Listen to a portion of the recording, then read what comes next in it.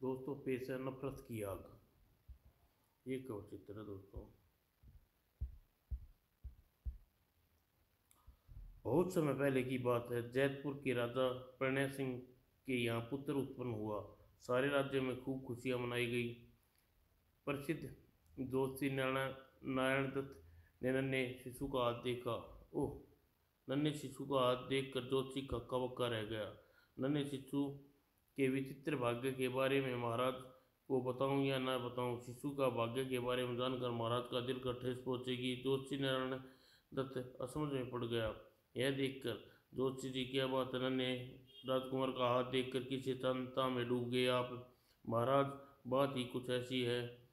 नन्हे युवराज पर बड़े ग्रहों की दशा बुरी है।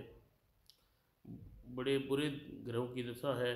25 वर्ष तक बुरे ग्रह इनके चैन से नहीं बैठने देंगे। थोड़ा बड़ा होने पर युवराज आपको छोड़कर जा भी सकता है या इसकी मृत्यु भी हो सकती है। ऐसा नहीं, ऐसा न कहिए दोस्ती जी। महाराज, यह मैं नहीं, युवराज के हाथ विचित्र रेखाएं कह रही हैं। ओह! नन्हे युवराज के भविष्य के बारे में जानकर प्रणय सिंह परेशान हो उठे। कुछ सोचकर ज्योतिषी नारायण दत्त से बोले, ज्योतिष जी, क्या कोई ऐसा उपाय नहीं है जिसे करने से युवराज के छाए बुरे ग्रहों का प्रभाव समाप्त हो जाए? नहीं महाराज, ऐसा कोई उपाय नहीं है। विधि में लिखे को मिटाया नहीं जा सकता। लाख जबरन कर करने की कोशिश से भाग्य बदला नहीं जा सकता। राजा प्रणय सिंह ने ज्योतिष की दक्षिणा दी और उनके बजे मन से उन्हें विदा किया। तत्पश्चात ने शिशु को लेकर महारानी ज्योति के पास पहुंचे। महाराज, ज्योतिष ने युवराज के हाथ की रेखाएं देखकर क्या बताया? महारानी, यह सब तुम न पूछो तो अच्छा है, कहते हुए प्रणय नन्हे शिशु को महारानी की गोद में दे दिया। क्यों? ऐसी कौन सी विचित्र बात ज्योतिष ने राजकुमार के बारे में बताई है जिन्हें जानकर आप परेशान हो उठे हैं? महारानी, बात ही परेशान होने की है। तुम भी जानोगी तो घबरा उठोगी। यह सुन महारानी हृदय किसी भावी आकांक्षा से घबरा उठा। तब तब तो महाराज, जल्दी बताइए, ज्योतिष ने युवराज के बारे में क्या भविष्यवाणी की है? तो सुनो महारानी। तब राजा प्रणय ने ज्योतिष से कही सारी बातें महारानी को बताई। सारी बात जानकर, ओह, मेरे बेटे के भाग्य में ऐसा कहकर महारानी ज्योतिष ने नन्हे शिशु को छाती से लगा लिया। और अरे अरे, यह महारानी को क्या हुआ? यह तो बेहोश होकर गिर पड़ी। तत्पश्चात कोई कोई है, कोई प्रहरी, प्रतिहारी प्रतिहारी। राजा प्रणय की आवाज़ सुनकर कक्ष में खड़ा हुआ सेवक दौड़ आया। सेवक दौड़ कर जाओ, इसी समय राजवैद्य को बुला कर लाओ। महारानी को न जाने क्या हो गया। जी, जो आ गया महाराज, कहकर सेवक कक्ष से बाहर निकल गया। राजवैद्य ने आकर महारानी ज्योति का निरीक्षण किया। क्या बात है राजवैद्य जी, महारानी एकाएक बेहोश क्यों हो गई? महारानी पर कोई गहरा सदमा लगा है जिसके कारण बेहोश हो गई। लेकिन महारानी अब तक होश में आ जाएगी, आई क्यों नहीं? महाराज, सदमे ने इनके दिमाग पर गहरा असर डाला है। मुझे तो डर है सदमा कहीं इनकी जानलेवा सिद्ध ना हो। ऐसा न कहिए दोस्त जी, जैसे भी हो आप महारानी को सिर्फ ठीक कर दीजिए। महाराज, मैं महारानी को ठीक करने की पूरी कोशिश करूँगा। बहुत कोशिश करने पर महारानी ज्योति को होश आया। महारानी, अब तुम्हारी तबीयत कैसी है? ठीक हूँ महाराज। तब महारानी ज्योति ने उचित निर्देश देकर राजवैद्य वहाँ से चले गए। उनके जाने के पश्चात, महाराज, आपने एक विनती करना चाहती हूँ। कहो महारानी। महाराज, मुझे लगता है मेरा अंतिम समय आने वाला है। मैं शीघ्र ही मेरी आंखी के सामने युवराज का नामकरण समर्पण कर दीजिए ताकि मैं चैन से मर सकूँ। महारानी, तुम्हें कुछ न होगा, तुम शीघ्र ही पहले की तरह स्वस्थ हो जाओगी। महाराज, झूठी दिलासा न दीजिए और जैसा मैं कहूँ ऐसा कीजिए। ठीक है महारानी, तुम्हारी बात माने को टालेंगे नहीं। तत्पश्चात राज पंडित को बुलाकर उसने हवन इत्यादि करके नन्हे युवराज का नामकरण संस्कार किया। महाराज, युवराज का प्रथम अक्षर न होता है होना चाहिए। मेरी राय है युवराज का निशांत रखना चाहिए। पंडित जी, ठीक है पंडित जी, हम युवराज का नाम निशांत ही रखेंगे।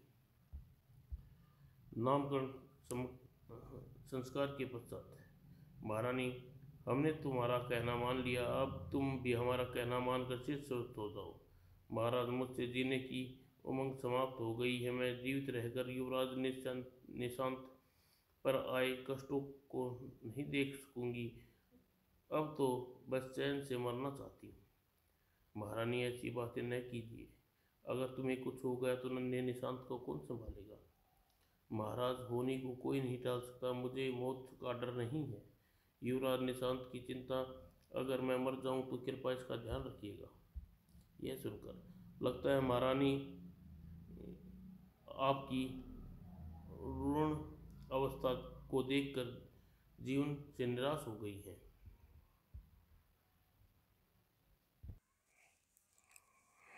कुछ सोचकर राजा प्रलय ने महारानी से कहा, महारानी, वैसे तो तुम कुछ नहीं होगा। अगर तुम्हें कुछ हो गया तो हम तुम्हें वचन देते हैं तुम्हारे बाद युवराज निशांत का पूरा ख्याल रखेंगे। बस मुझे कुछ नहीं चाहिए, अब मैं चैन से मर सकूंगी। कहकर महारानी ज्योति ने आंखें मूंद ली। देखकर प्रणय सिंह ने उन्हें झुरझुरा, महारानी, महारानी। और राजा प्रणय के हिलाने से महारानी सैया एक तरफ गिर पड़ी। यह देखकर, ओह महारानी, हमें प्रकार छोड़कर क्यों चली गई? राजा प्रणय महारानी ज्योति के सब पर गिरकर रोने लगे। पूर्ण राज के सम्मान के साथ रानी ज्योति का अंतिम संस्कार किया गया। सारा राज्य महारानी की मृत्यु पर शोक में डूब गया। महारानी ज्योति के शोक में राणा प्रणय गमीन रहने लगे। एक दिन इसी प्रकार बीतने लगे।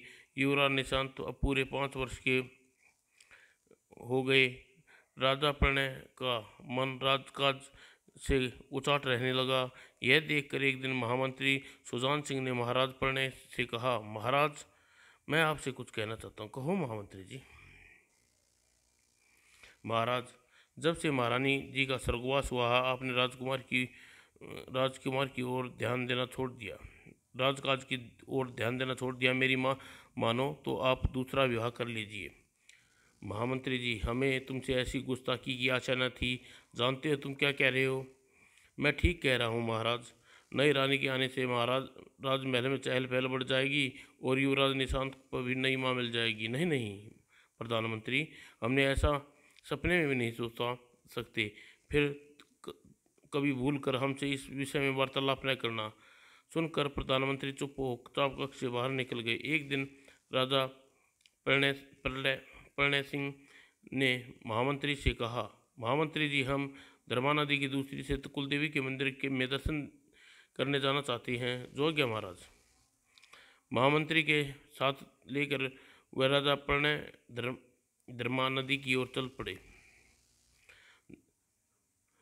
जब उसका रथ धर्मा नदी के तट पर पहुंचा, महाराज नाविक सवारी में नाव में बिठाने कर तट से दूसरी ओर नाव लेकर गया। तभी कुछ देर बाद वहीं रुककर नाव लौट कर वापस आने की प्रतीक्षा करनी पड़ेगी। कोई बात नहीं। दोनों रथ से उतरकर नाव को वापस लौटने की प्रतीक्षा करने लगे।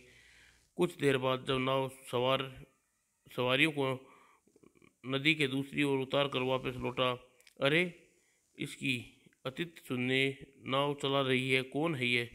लगता है जैसे स्वर्ग से उतर कर आई है। वह भी मंत्रमुग्ध उसकी ओर देख रहे थे। महाराज, क्या आपको नाव में बैठकर दूसरी ओर जाना है? ए हाँ, लेकिन तुम कौन हो? महाराज, मैं दीनू मल्लाह की बेटी वसुधरा हूँ। आज पिताजी की तबीयत ठीक नहीं थी, इसलिए नाव खेने के कार्य मुझे संभालना पड़ा। ओह, तो तुम दीनू मल्लाह की बेटी हो? राजा प्रणय यंत्र चलित से नाव में बैठ गए और महामंत्री उनके साथ नाव में चढ़ गए। तब वसुंधरा ने नाव खेनी शुरू करी। वसुंधरा के प्रति ये इतना आकर्षण क्यों अनुभव कर रहा हूँ। कुछ देर बाद नाव दूसरी ओर पहुँच गई। तब राजा प्रणय महामंत्री के साथ कुल देवता के मंदिर की ओर चल पड़े। क्यों न मैं वसुंधरा से अपनी पत्नी बना लूँ। वसुंधरा से विवाह करके मेरी ख्याति में 4 चांद लग जाएंगे। लगता है राजा मल्लाह की बेटी वसुंधरा के रूप जाल में फंस गए हैं। जब से इन्हें वसुंधरा को देखा है तब से ये खोए खोए से हैं। मंदिर में जाकर राजा प्रणय ने कुलदेवता की पूजा की। कुलदेवता हमें शक्ति दो, साहस दो, ताकि हम हर विपदा दुख हिम्मत से मुकाबला कर सकें। कुलदेवता के दर्शन करने के बाद पश्चात उनका नाव में बैठकर पूर्ण नदी पार करना किया और पश्चात राजा प्रणय नदी में अपनी उंगली में अंगूठी निकाली और कहा, लो वसुंधरा, तुम्हारी नाव उतारी है। धन्यवाद राजा। जब राजा प्रणय रथ में बैठकर महामंत्री के साथ राजमहल वापस लौट आया, महल में पहुंचकर वसुंधरा की छवि उसकी आंखों के सामने तैरती रही। ओह, यह मुझे क्या होने लगा है। हर ओर मुझे वसुंधरा ही वसुंधरा दिखाई दे रही है। मुझे वसुंधरा से विवाह कर लेना चाहिए, तब मैं इस सम्मोहित स्थिति से छुटकारा पा सकूँगा। लेकिन वसुंधरा से विवाह करने का फैसला करने से पहले मैंने युवराज निशांत से भी मिलकर उसके विचार जान लेने चाहिए। यह सोचकर राजा प्रणय निशांत के कक्ष में गया। अतः निशांत के कक्ष में पहुंचने पर वह उसे गोद में बिठाते हुए पूछा, बेटा निशांत, तुम्हें अपनी माँ की याद आती है। पिताजी महाराज, हमने अपनी माँ को कभी नहीं देखा तो हम उन्हें कभी भूल भी नहीं पाते। ओह पिताजी महाराज, हम जब भी आपसे अपनी माँ के बारे में पूछते हैं आप बार बार यही कह देते हैं वह मेरे नाना जी के यहाँ गई है। आप उन्हें वहाँ से कब बुलाएंगे। यह सुनकर राजा प्रणय का दिल भर आया। बेटे, अपनी माँ को पहचानता भी पाओगे या यूं ही कहते रहते हो। पिताजी महाराज, माँ को नाना जी के यहाँ से बुलाइए तो सही, हम उन्हें देखते ही पहचान लेंगे। ठीक है बेटा, हम शीघ्र तुम्हारी माँ को बुलाने वाले हैं। सत पिताजी महाराज। उसी रात जब राजा प्रणय सोया हुआ था तो उसे सपन में महारानी ज्योति दिखाई दी। महाराज, आप दूसरा विवाह करना चाहते हैं। हाँ महारानी, तुम तो हमें अकेला छोड़ गई, अब हम किसके सारे जीवन व्यतीत करें। महाराज, आप दूसरा विवाह करने तो रहे हैं, पर कहीं उसके चक्कर में मेरे बेटे निशांत के साथ अन्याय न हो जाए। तुम्हारे कहने का मतलब क्या महारानी। महाराज, कहीं ऐसा ना हो कि सौतेली माँ आकर निशांत को जीना दुर्भर कर दे। नहीं महारानी, ऐसा नहीं होगा। निशांत हमारा इकलौता बेटा है, हम उसके साथ अन्याय नहीं होने देंगे। तब ठीक है महाराज, मुझे इसी बात की चिंता थी। तुम निश्चिंत रहो महारानी। अब महारानी ज्योति अदृश्य हो गई और फिर राजा प्रणय आंखें खुल गई। ओह, सपन में आकर महारानी मुझे ज्योति ने चेतावनी दे गई। दूसरे दिन राजा प्रणय ने महामंत्री को बुलाया।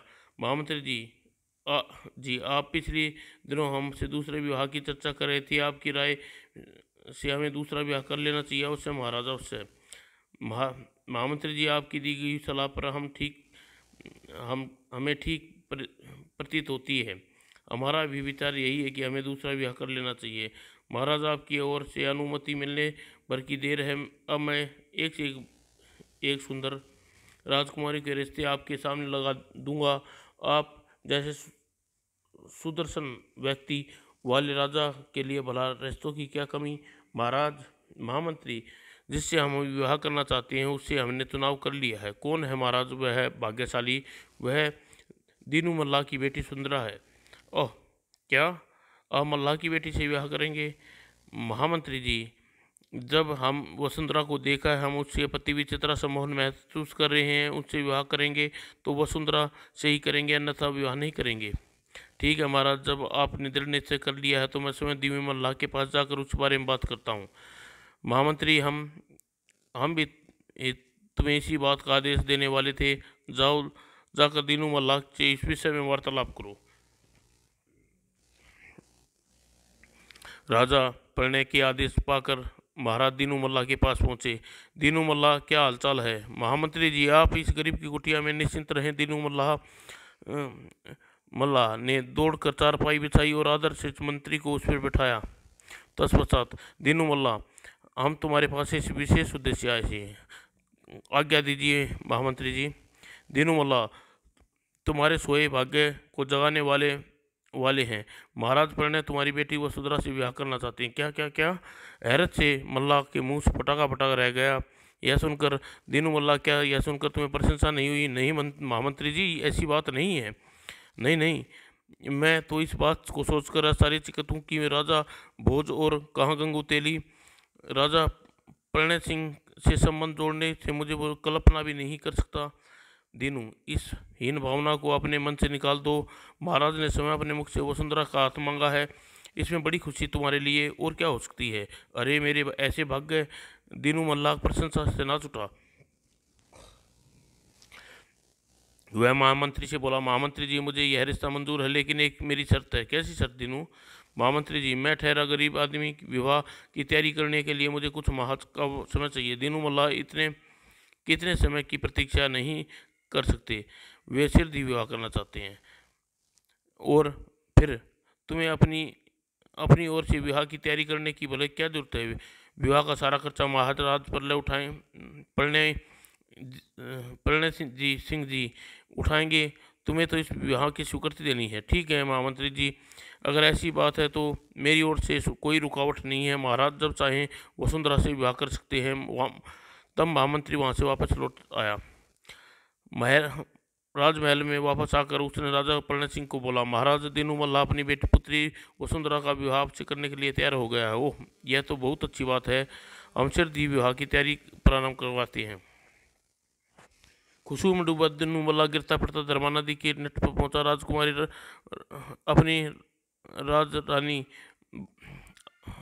तट पर पहुंचा। अपनी राजरानी बनने वाली बेटी को नाव चलवा रहा हूँ। मैं कैसा कठोर बाप हूँ। यह क्या कह रहे तुम बापू? यह क्या कह रहे हो? मैं एक मल्ला की बेटी नाव ना चलाऊंगी तो और क्या करूंगी? यह सुनकर दीनू मल्ला प्यार से वसुंधरा के सिर पे हाथ फेरा। बेटी, तेरी किस्मत में नाव चलाना नहीं, राज करना लिखा है। चल मेरे साथ घर चल। जरूर चलूंगी, लेकिन पहले यह बताओ कि बीमारी में तुम यहाँ तक चल कर क्यों आए? वसुंधरा की बात वसुंधरा बात ही ऐसी खुशी की थी कि मुझसे यहाँ आए बिना न रहेगा। कौन सी बात बापू, बताओ ना। तब दीनू ने उसे बताया, बेटी, जैतपुर के राजा प्रणय तुमसे विवाह करना चाहते हैं। आज उसका महामंत्री मेरे पास पैगाम लेके आया था। क्या? वसुंधरा हक्की बक्की रह गई। बेटी, मैं महामंत्री को इस विवाह के बारे में अपनी स्वीकृति दे दी है। तुम्हारे इस विवाह के बारे में क्या विचार हैं? बापू, तुम्हारी बात का भला मैं कैसे टाल सकती हूँ? कहकर वसुंधरा लाज से आंखें झुका ली। नाव को वहीं छोड़ दोनों घर की ओर चल दिए। चलते चलते वसुंधरा की दृष्टि राजा प्रणय सिंह की अंगूठी पर पड़ी। मैं नहीं जानती थी राजा ने यह अंगूठी मुझे इसलिए पुरस्कार में दी थी। इसके पश्चात शुभ मुहूर्त पर राजा प्रणय ने दीनू मल्ला की बेटी वसुंधरा से बड़ी धूमधाम से विवाह हो गया। वाह, मेरी बेटी की किस्मत खूब जागी। महाराज को यह क्या सूझी भला, एक मल्ला की बेटी से रानी बना बैठे। चुप कर भाई, कोई सुन लेगा तो अपनी खैर नहीं। सभी नगरवासी इस अनमोल विवाह से अचंभित रहे। विदा के वक्त आया। बेटी, तू अपने घर पति के घर जा रही है, अपने इस गरीब बाप को भूल न जाना। कैसी बातें कर रहे हो बापू? हो, समय समय पर आपकी सुध लेती रहूंगी। वसुंधरा की डोली विदा होकर जैतपुर के राजमहल में आ गई। तब राजा प्रणय निशांत को लेकर वसुंधरा के पास आए।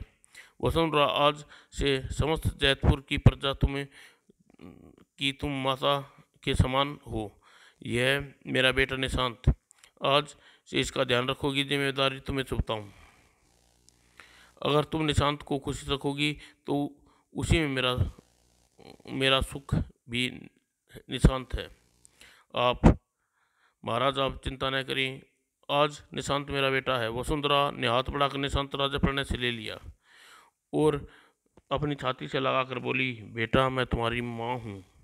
आह माँ, तुम बहुत दिनों पश्चात नाना जी के घर से आई हो, अब भूल कर भी मुझे छोड़कर न जाना। निशांत की बातें राजा प्रणय की आंखें आंसू आ गए। धीरे धीरे दिन बीतने लगे। वसुंधरा निशांत को बहुत प्यार करती थी। माँ बहुत अच्छी हो, भगवान ऐसी माँ सबको दे। तू तो बुजुर्गों की तरह बातें करता है निशांत, तो कहकर वसुंधरा निशांत को छाती से लगा लेती और हंसी प्रकार खुशी दिन बीत रहे थे। देख कर राजा प्रणय बहुत खुश थे। वसुंधरा से ब्याह करके मैंने कोई भूल नहीं की। वसुंधरा ने महारानी ज्योति का रिक्त स्थान की कुशलतापूर्वक भर दिया। और एक दिन, क्या बात है रानी, महाराज मुझे चक्कर आ रहे हैं, कहती हुई रानी वसुंधरा थे थाम कर शयन कक्ष पर गिर गई। और राजा बदवास हो उठा और शीघ्रता से सेवक को भेजकर राजवैद्य को बुलाया। राजवैद्य ने आकर वसुंधरा का निरीक्षण किया। कुछ पता चला राजवैद्य जी, रानी वसुंधरा को चक्कर क्यों आया था? महाराज चिंता करने की कोई बात नहीं, आपके लिए शुभ समाचार है, आप सिरधी पिता बनने वाले हैं। ओह क्या सच? राजवैद्य प्रणय ने वो उचित पुरस्कार देकर राजवैद्य को विदा किया। और राजवैद्य के मुंह से यह समाचार सुनकर वसुंधरा खुश हो गई। वह एक दिन इतना खूबसूरत होगा, हमारे आंगन में बच्चों की किलकारी गूंजेगी। उसी रात वसुंधरा राजा प्रणय से कहा, महाराज आपसे एक विनती है। कहो रानी, क्या कहना चाहती हो?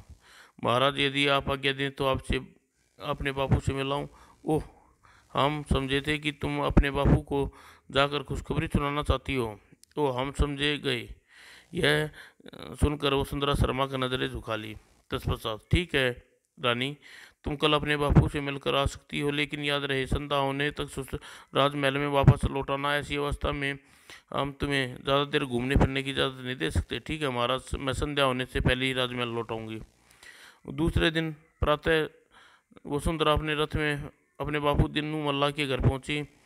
आओ बेटी वसुंधरा, तुम राजमहल जाकर अपने गरीब पिता को बिल्कुल भूल गई। ऐसी बात नहीं है बापू, तुम्हें बिल्कुल नहीं भूली। वसुंधरा आगे बढ़कर चारपाई पर बैठ गई। तब, अब बताओ बेटी, कैसे आना हुआ? बापू, आपको एक खुशखबरी सुनाने आई हूँ, जल्दी आप नाना बनने वाले हो। यह तो वाकई खुशखबरी है बापू, एक दिन मेरा बेटा जैतपुर की राजगद्दी पर बैठेगा, खुशी से फूली नहीं समाऊंगी। सुनकर दीनू सोच में पड़ गया।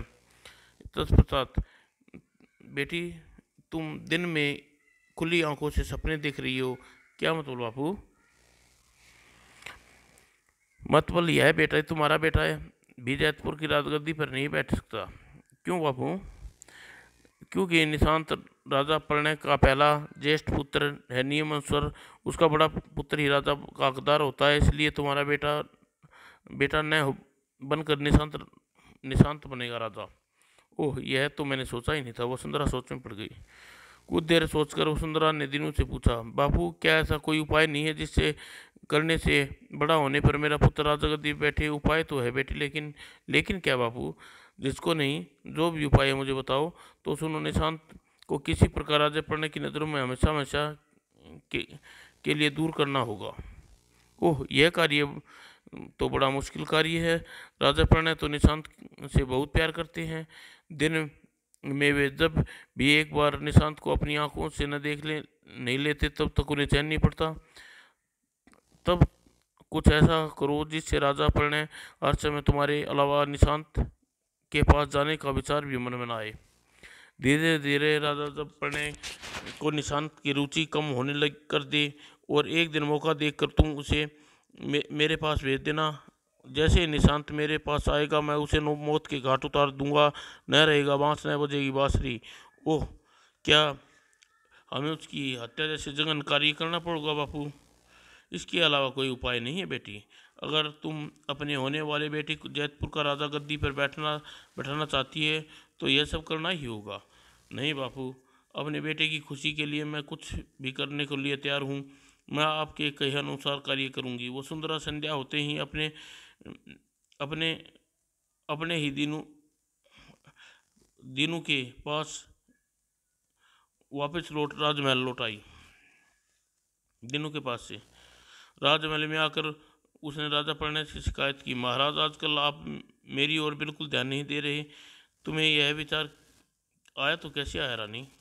महाराज, आपने जब से मुझसे विवाह किया है एक बार भी मुझे नंदवन में घुमाने नहीं ले गई। मेरे मन में नंदवन का भ्रमण करने की कितनी तीव्र इच्छा है। ओह, तो यह बात है, हम आज ही नंदवन चलते हैं। मैं अभी जाकर निशांत को सूचना देता हूँ कि वह भी हमारे साथ वन चले। नहीं महाराज, नंदवन में भ्रमण करने के लिए केवल आप और मैं ही जाएंगे। निशांत वहाँ क्या करेगा? ठीक है, हम तुम्हारी बात नहीं टालेंगे, नंदवन में हम दोनों ही जाएंगे। यह राजा प्रणय का मेरी प्रथम विजय है। मुझे विश्वास है इस प्रकार मैं निशांत को राजा प्रणय से सिर दिया कर दूंगी। उसी दिन राजा प्रणय वसुंधरा के साथ रथ में बैठकर नंदवन की ओर चला गया। पिताजी महाराज, मुझे अपने साथ क्यों नहीं ले गए? सुना है नंदवन में बहुत सारे जंगली जानवर हैं जो मनुष्यों से कुछ भी नहीं कहते। जब रथ की दृष्टि से ओंझल हो गया तो बुझे मन से राजमहल में वापस चला गया आया, और इस बात की गुमान था कि नंदवन में जाते समय राजा प्रणय उनसे चलने को कहना ही रानी वसुंधरा ने। उधर नंदवन में राजा प्रणय और वसुंधरा अपने लिए एक भव्य तंबू लगवाया। कहो रानी, अब तो खुश हो ना? हाँ महाराज। और जब राजा प्रणय वसुंधरा के साथ लेकर प्रतिदिन नंदवन में भ्रमण करते। वो देखो रानी वसुंधरा, हिरण और एक शेरनी घाट पर पानी पी रहे हैं। है ना सारी नजारा? सचमुच ऐसा दृश्य मैंने अपने जीवन में प्रथम बार देखा महाराज। इस प्रकार जब दोनों नंदवन में रहते 15 दिन व्यतीत हो गए। 16वें दिन, रानी वसुंधरा, हमें नंदवन में आए 15 दिन व्यतीत हो गए हैं। अब हमें अपने राज्य वापस चलना चाहिए। निशांत भी हमारी राह देख रहा होगा। महाराज, क्या निशांत ही आपके लिए सब कुछ है? हमें कुछ भी नहीं। मैं भी और कुछ और दिन नंदवन में रहना चाहती हूँ। ओह रानी, तुम समझती क्यों नहीं हो?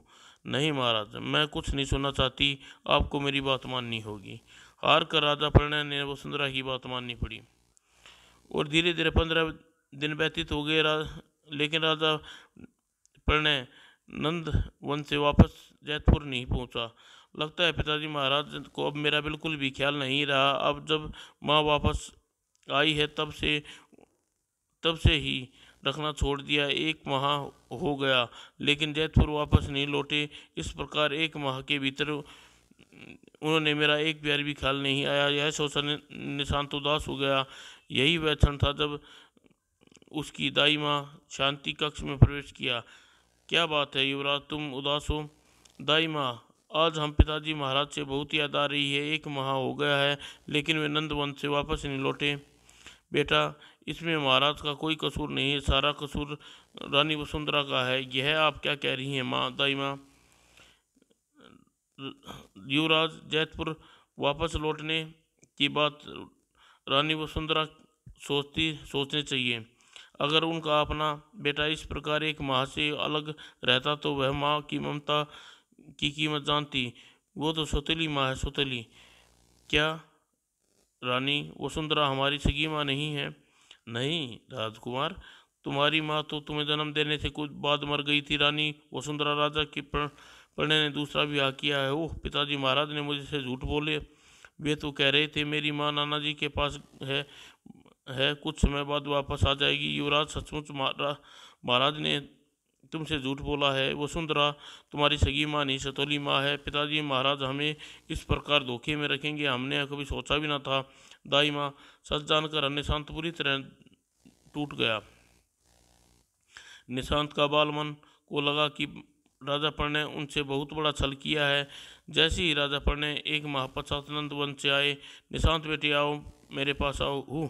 निशांत नाराज होकर वहां से भाग गया।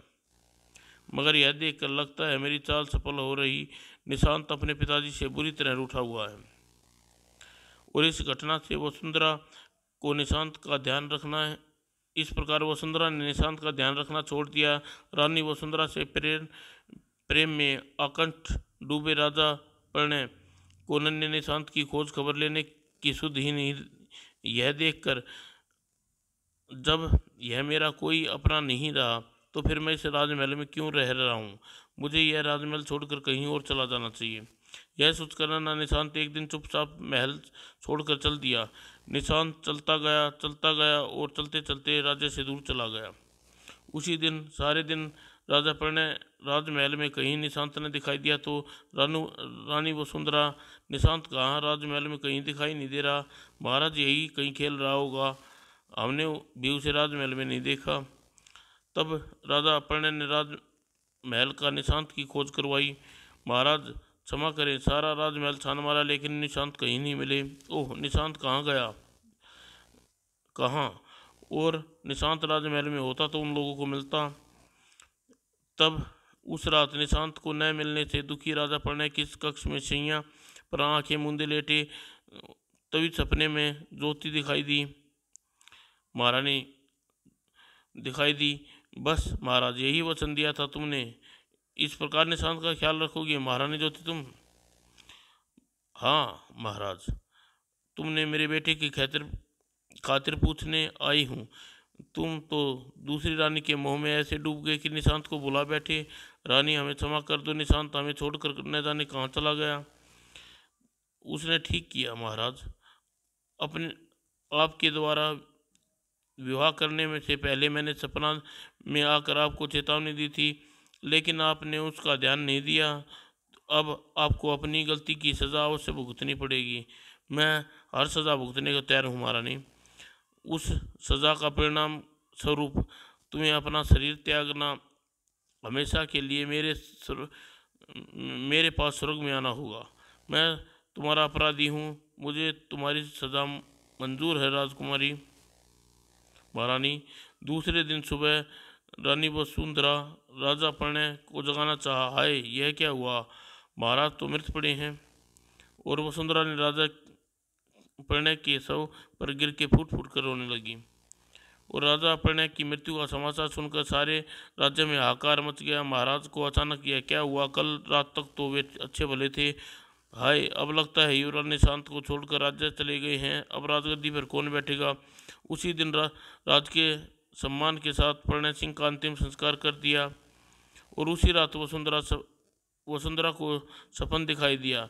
मेरे पुत्र से द्वेष करने का परिणाम देख लिया वसुंधरा, कौन हो तुम?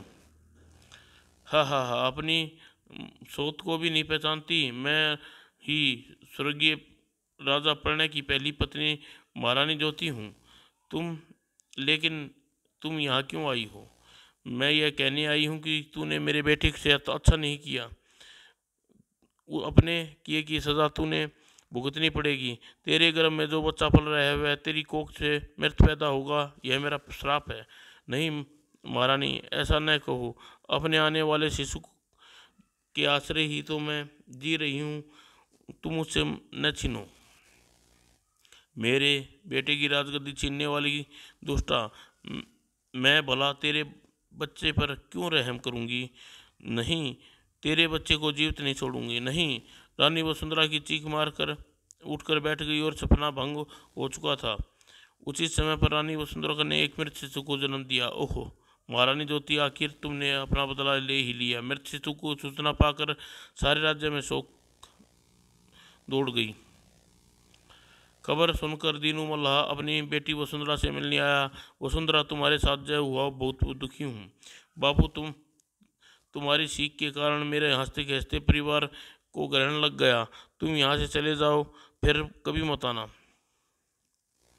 बेटी, मैं तुम्हें यह समझाने आया हूँ, कितना लंबा राजपाट तुम अकेली किस प्रकार संभालोगी। इस कार्य में मैं तुम्हारी सहायता कर सकता हूँ। बापी, मुसीबत में मेरे ऊपर पड़ी है तो इसका सामना मैं करूँगी। मैं स्वयं राज को देखभाल करूँगी। मुझे तुम्हारी सहायता की आवश्यकता नहीं है। दीनू अपना समूह लेकर राजमहल से लौट गया। दूसरी ओर निशांत भटकता हुआ एक माली गया दिन के घर पहुंचा। बाबा, कई दिन का भूखा हूँ, मुझे कुछ खाना मिलेगा थोड़ा बहुत? हाँ बेटा मिलेगा। बेटा आओ यहाँ बैठो। निशांत बूढ़े माली के पास बैठ गया। बूढ़े माली ने अपनी पत्नी को आवाज़ दी, कमला थोड़ा खाना ले आओ। अभी लाई जी।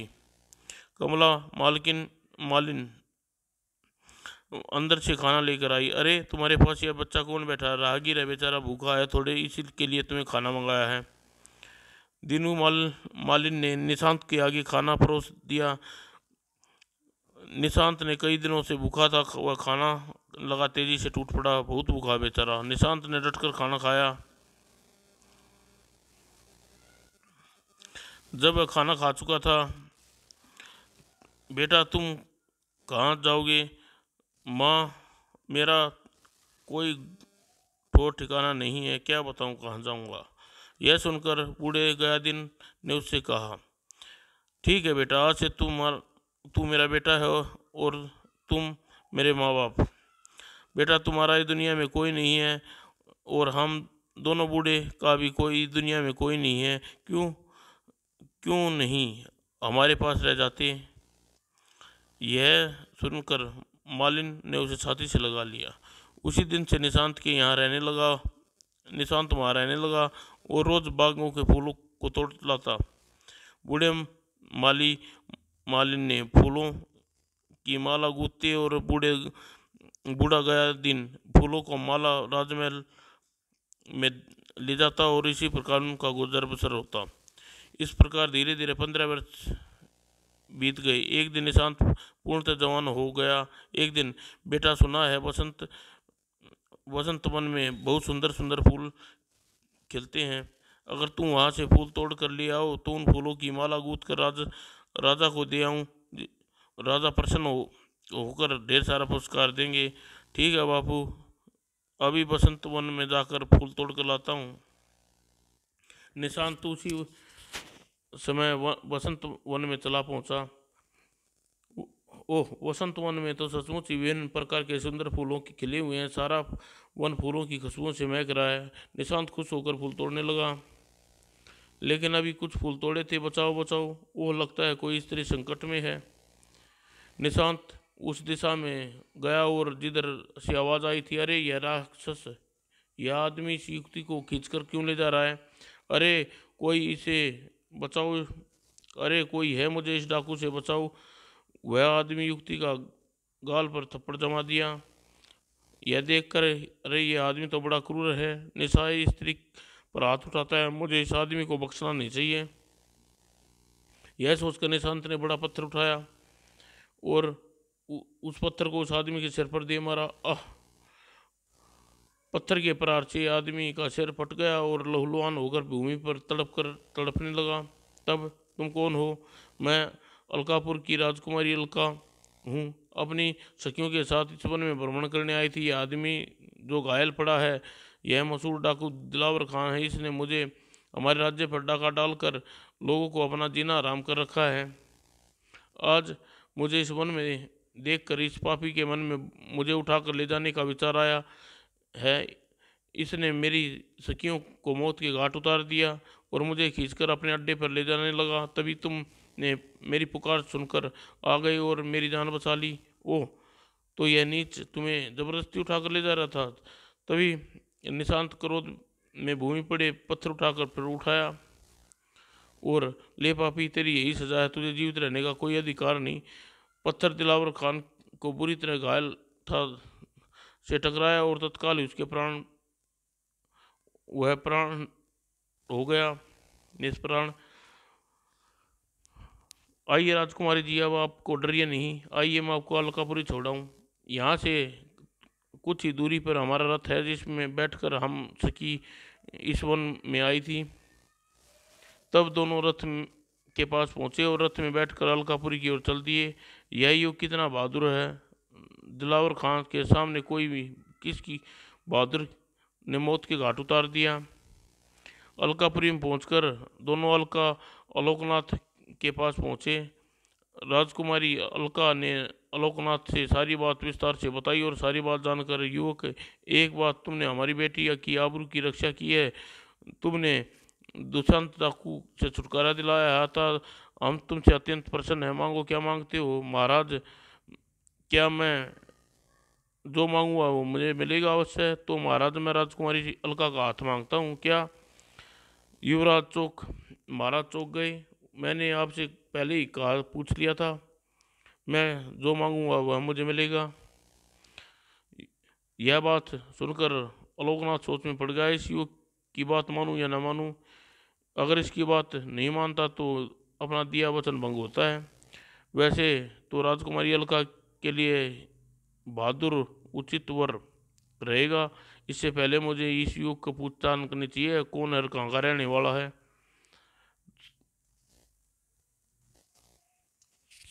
यह सोचकर युवक, सबसे पहले हमें अपना परिचय दो, तब हम तुम्हारी बात पर विचार करेंगे। तो सुनो महाराज, मैं जीतपुर के राजा प्रणय सिंह की पुत्र निशांत हूँ। 15 वर्ष पहले किसी बात को नाराज होकर अपने राज्य छोड़कर आया था।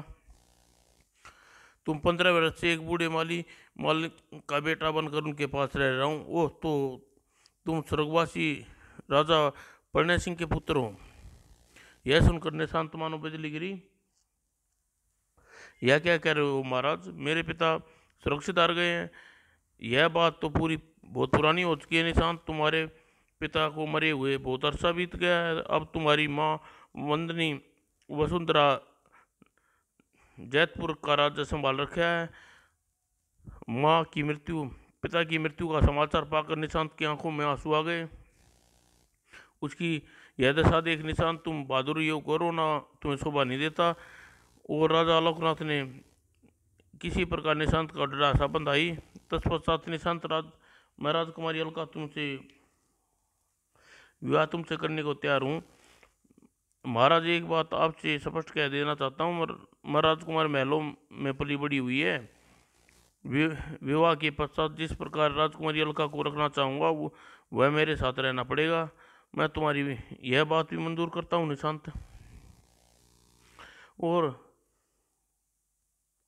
तब शुभ विवाह में निशांत अलका से विवाह हो गया। शुभ मुहूर्त देखकर विवाह के बाद जब अलका को अपने साथ लेकर अलकापुरी से विदा होने लगा, बेटा निशांत, रथ तैयार खड़ा है, तुम उसमें बैठकर यहाँ से चले जाओ। नहीं महाराज, मैं आपके साथ कुछ नहीं ले जाऊंगा। राजा आलोकनाथ विदा लेकर निशांत अलका के साथ वहाँ से पैदल चल दिया। और अलका को वह मालिन के गया दिन के घर पहुँचा। बेटा, तुम कहाँ चले गए थे? हम दोनों तो बसंत वन में खोज खोज रख हार गए। मैं तुम्हारे लिए बहू लेने गया था, यह रही तुम्हारी बहू। और निशांत के कहने पर अलका ने मालिन के पैर छुए। मालिन के जुग जुग जियो बेटा, दूधो नाव पूतो फलो। मालिन ने दोनों को आशीर्वाद की वर्षा कर दी। इस प्रकार निशांत अलका मालिन के यहाँ रहते हुए 1 वर्ष व्यतीत हो गया। इस बीच अलका ने एक सुंदर से पुत्र को जन्म दिया, जिसका नाम उन्होंने प्रशांत रख दिया। स्वामी, मैं कुछ दिन कहना चाहती हूँ, कहो अलका। स्वामी, मैंने आज तक कुछ नहीं मांगा, लेकिन आज मैं तुमसे मांगना चाहती हूँ। अलका, मैं गरीब आदमी हूँ, भला तुम्हें क्या दे सकता हूँ, फिर भी मांगो, बताओ तो सही। स्वामी, अपना देश अपने लोगों के होते हुए भी तुम इस प्रकार बेगानों की तरह रहने लगे। तुम्हारे कहने का क्या मतलब अलका? स्वामी, एक बार अपने ससुराल के दर्शन करना चाहती हूँ, अपनी सास से मिलना चाहती हूँ। बोलो, यह मांग पूरी करोगे? अलका, तुम्हारा दिमाग में यह बात आई क्यों? जानती वो जैतपुर पहुँचने पर हमें सिवाय दुत्कार के कुछ नहीं मिलेगा। कुछ भी हो स्वामी, एक बार जैतपुर जाना चाहती हूँ। यह सुनकर निशांत सोच में पड़ गया। कुछ देर सोचने के पश्चात, अलका, तुमने पहली बार अपनी इच्छा मेरे सामने रखी है, इसलिए तुम्हारी इच्छा अवश्य पूरी करूँगा। ओ स्वामी, क्या तुमने मेरी बात मान ली? क्या तुम मुझे जैतपुर ले जाओगे? निशांत उसी समय बूढ़ी मालिन और गयादुन के पास पहुंचा। बापू, अलका जैतपुर जाने वाले जिद कर रही है, यदि आप आज्ञा हो तो उसे जैतपुर ले जाऊं। लेकिन बेटा, बहू जैतपुर जाना क्यों चाहती है? जैतपुर में उसका कौन है? यह सुनकर एक पल के लिए निशांत झिझका और बोला, बापू, जैतपुर में उसकी ससुराल है क्या? यह कहकर दिनू हक्का बक्का हो गया। यह देख बापू, अब तुमसे अपना परिचय देता हूँ, मैं जैतपुर का युवराज हूँ। तब निशांत बूढ़े गयादीन को बताया कि किन परिस्थितियों में जैतपुर से 15 वर्ष पहले छोड़कर आ गया था।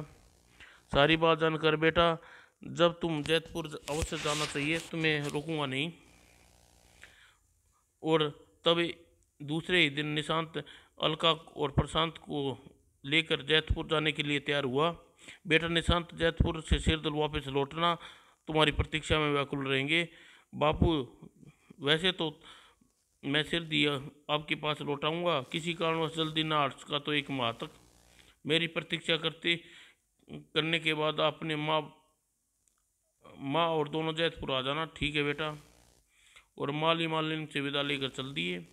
चलते चलते एक वन में पहुंचे। कुछ आराम करने के लिए एक पेड़ के नीचे बैठ गए। तभी अन्य मुसाफिर उन पेड़ के नीचे आकर रुका।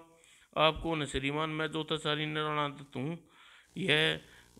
यह वही नारायण दत्त था जिसने 20 वर्ष पहले निशांत का हाथ देखकर उसके भविष्य के बारे में राजा प्रणय को बताया था। नारायण की बात सुनकर निशांत ने सोचा, इस ज्योतिष को अपना हाथ दिखाकर मुझे अपने भविष्य मालूम करना चाहिए। यह देख सोचकर निशांत ने नारायण दत्त से कहा, ज्योतिष जी, मेरा हाथ देखकर भविष्य बताइए अवश्य।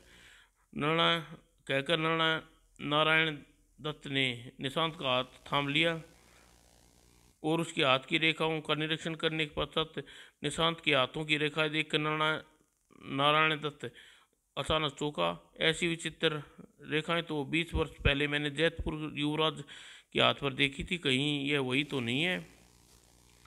यह सोचकर उसने निशांत से पूछा, क्या तुम जैतपुर के युवराज हो? हाँ, लेकिन आपको कैसे मालूम?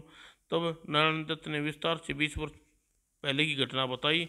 सारी बात जानकर ज्योतिष जी अपने कहने पर मैं आज से 16 वर्ष पहले जोधपुर जा रहा हूँ। नहीं बेटा, ऐसा गजब न करना। तुम पूरे 25 वर्ष के हो जाओ तभी जैतपुर जाने के विचार मन में लाना। इससे पहले यदि तुम जैतपुर जाओगे तुम्हारे साथ तो कोई बुरी घटना घट सकती है। यह सुनकर अलका नारायण दत्त से कहा, ज्योतिष जी, जब हम वापस कैसे लौटे सकते हैं? हम जैतपुर अवश्य जाएंगे।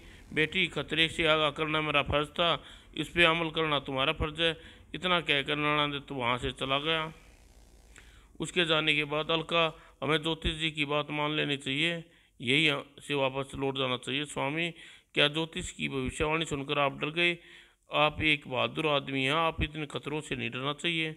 तब अलका बार बार समझाने पर निशांत ने प्रशांत को गोद में उठाया और अलका के साथ जैतपुर चल दिया। कई दिन लगातार सफर करने पर जैतपुर की सीमा में स्थित एक वन में पहुंचे और निशांत को प्यास से बुरा हाल हो गया। स्वामी प्रशांत, मुझे प्यास से बुरी तरह तड़प रही हूँ, कहीं पानी खोज कर लाइए। अलका, तुम प्रशांत को लेकर यहीं पेड़ के नीचे बैठो, मैं कहीं से पानी लाता हूँ। वहाँ इतना कहकर निशांत वहाँ से चल दिया। वो चलते चलते वन में काफ़ी दूर निकल आया वो पानी, और निशांत दौड़कर झरने के पास पहुँचा। पहले मुझे प्यास बुझा लूँ, फिर प्रशांत और अलका के लिए पानी ले जाऊँगा। उसने जैसे ही चुल्लू झरने से पानी पिया, ओह, यह पानी पीते ही मेरे दिमाग में खलबली होने लगी। दरअसल उस झरने का पानी विषैला था और झरने के पानी पीते ही विशाल को तत्काल पागल हो गया जाता, और निशांत भी तत्काल ही पागल हो गया। हा हा हा। निशांत दीवानों की तरह अपने कपड़े फाड़ने लगा। उधर अलका निशांत की प्रतीक्षा करती करती जब पूरा दिन बीत गया, ओह स्वामी अब तक नहीं लौटे, वापस नहीं लौटे, कहीं वन में उनके साथ कोई दुर्घटना ना घट गई हो। और जब धीरे धीरे वन में रात गिराई तो अवश्य मेरे स्वामी के साथ कोई दुर्घटना घट गई। मैं अकेला कहाँ जाऊँ, क्या करूँ? यह सोचकर उसका प्रशांत को छाती से लगाकर फूट फूट कर रोने लगी। न जाने रोते रोते वह कब्बे हों गिर पड़ी। उधर जैतपुर राजमहल में रानी वसुंधरा महारानी के ज्योति के चित्र के सामने रो रही थी खड़ी। महारानी ज्योति, अब तो मुझे क्षमा कर दो, जैतपुर का राज्य अब मुझसे नहीं संभाला जा रहा, मुझे इस दायित्व से अब मुक्ति दे दो महारानी ज्योति, कहकर वसुंधरा चित्र पर पटक पटक कर विलाप करने लगी। तभी महारानी ज्योति की छाया प्रकट हुई। वसुंधरा, अभी तुझे तेरा दायित्व से मुक्ति नहीं मिल सकती। मेरी बात ध्यान से सुन। जैतपुर की सीमा के बाहर जंगलों में निशांत और उसकी बहू और उसका बेटा प्रशांत तीनों हैं। तू जाकर निशांत की बहू अलका और उसके पुत्र प्रशांत को राजमहल ले आ। ऐसा करने से तेरे पापों में कुछ कमी होगी। एक बात और ध्यान रखना, निशांत पागल हो गया है, उसको तुम अपने साथ लाने की भूल न करना। 5 वर्ष पश्चात जब वह पूरे बुरे गिराह की छाया छट जाएगी तब निशांत जैतपुर ले आना, और जब उसे पागलपन का इलाज करवा कर शायद रख लेना, तब तू निशांत के हाथों इस देश की बागडोर सौंप देना। तब तेरा पीछा छोड़ूंगी। मैं ऐसा ही करूंगी महारानी ज्योति। और तब उसी समय सेविकाओं के साथ लेकर वसुंधरा वन में पहुंची। अलका बेहोश पड़ी थी। इन दोनों को उठाकर रथ में लेटा दो। और सेवक ने तुरंत ही रानी वसुंधरा की आज्ञा पालन किया। तब अलका ने प्रशांत के साथ रानी वसुंधरा के राजमहल वापस लौट आई। अब किसी तरह 5 वर्ष और बीत जाएंगे। अब निशांत जैतपुर बुलाकर राजपाट सौंप कर अपनी जिम्मेदारी से मुक्त हो जाऊं। उधर पागल हुआ निशांत वन में रहकर अपना जीवन गुजार रहा था। इस प्रकार जब किशन और निशांत अलका को 1 माह बीत गया, कमला निशांत तो वापस नहीं लौटा। हमें भी जैतपुर चलकर उससे कुशलता को मालूम करनी चाहिए। ठीक कह रहे हो स्वामी। तब दोनों जैतपुर की ओर चल दिए। जब वे जैतपुर पहुंचे तो रानी वसुंधरा ने सारी बात मालूम हुई। तब वसुंधरा ने उनसे कहा, तुम दोनों हमारे बेटे निशांत को 15 वर्ष तक पाला पोसा, इसलिए तुम्हारे आभारी हैं। अब निशांत को आने तक तुम दोनों हमारे साथ राजमहल में रहोगे। उसी दिन बूढ़ा माली और गयादीन और कमला राजमहल में रहने लगी। निशांत से बिछड़कर अलका का बुरा हाल था। स्वामी, तुम न जाने इस समय कहाँ होगे। मैंने जैतपुर आने की जिद की थी। मैं भविष्यवाणी की बात मान लेती तो तुम मुझसे भी न बिछड़ते। इस प्रकार 5 वर्ष व्यतीत हो गए। एक रात्रि रानी वसुंधरा 5 वर्ष व्यतीत हो गए हैं। तुम वन में जाकर पागल निशांत को ले आओ। राजकीय वैद्य से उसका उपचार कराओ। अच्छा महारानी।